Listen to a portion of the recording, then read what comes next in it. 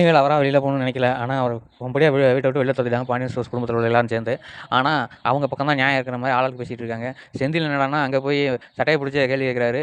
அங்கே அதுக்கு கோவம் அடைஞ்ச சக்திவேலு அரைஞ்சு விட்றாரு செந்திலை. அடி வாங்கிட்டு கடைசியாக பழனிட்ட துரோகம் பண்ணிட்டேன்னு கேட்கும்போது, ஆமாம் நான் துரோகம் தான் பண்ணிட்டேன், இப்போ என்ன பண்ண போகிறேன், இதுக்காக தான் நான் உங்கள் அப்பாட்ட தொழில் கற்றுக்கிட்டேன்னு சொல்லி அவர் கோவமாக பேசி எல்லாரையும் டென்ஷன் பண்ணி விட்றாங்க.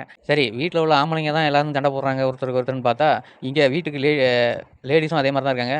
வீட்டுக்கு வந்த கோமதியோட அம்மாவை வழி மறித்து கோமதி வந்து திட்டுறாங்க, நீ எல்லாம் அம்மாவா, இப்படி இருக்க அப்படி இருக்கன்ட்டு. அதுக்கு ராஜோட அம்மா வந்து, இந்த மாதிரிலாம் பேசாத, நீ தான் ஒழுங்கான பொண்ணா அப்படின்னு அவங்க கேட்கறதுக்கு எவ்வளோ நேரம் ஆகும்னு சொல்லி வார்த்தை விட்றாங்க. அப்போ வந்து மீனா வந்து அத்தைக்கு சப்போர்ட் பண்ணுறேன்னு சொல்லி ஏதோ பேசுகிறாங்க. அப்போது பிள்ளைங்க இதை வளர்க்குறத பற்றி நீங்களாம் பேசலாமா, நீங்கள் பிள்ளைங்க வளர்த்த லட்சணம் தெரியாதா அப்படின்னு சொல்லி பேசும்போது, குமாரை பற்றி பேசும்போது எல்லாரும் வாயடைச்சு நிற்கிறாங்க. அதே மாதிரி ராஜியோட அம்மாவையும் கேட்டுறாங்க.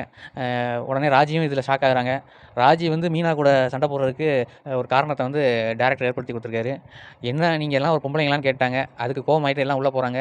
இது மிகப்பெரிய பூகமாக வெடிச்சு அநேகமாக பாண்டியன் ஸ்டோர்ஸில் கதிர் ராஜியும் மீனாவும் சண்டை போடுவாங்கன்னு நினைக்கிறேன். இனிமேல் ராஜியும் மீனாவும் வந்து முன்னாடி மாதிரி இருக்க வாய்ப்பு இல்லை. ஏன்னா ஒரு உரசல் வந்து வந்துருச்சு. வார்த்தையை விட்டுட்டாங்க மீனா. இருந்தாலும் என்னதான் இதை வந்து சரி இப்போதைக்கு ஒத்துக்கிட்டாலும் பின்னாடி இந்த வார்த்தையை பிடிச்சிட்டு சண்டை போட வாய்ப்பு இருக்குது. நீங்கள் கமெண்ட் பாக்ஸில் கமெண்ட் பண்ணுங்கள்.